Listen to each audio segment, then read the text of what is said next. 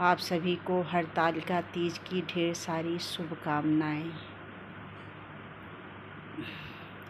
काशी में बसल हो, बैजनाथ में बसल, काशी में बसल हो, बैजनाथ में बसल, भुलाई हो गई ना, हो भुलाई हो गई ना, भोला हमारो मड़ैया, भुलाई हो गई ना, शंभु हमारो मड़ैया, भुलाई हो गई ना।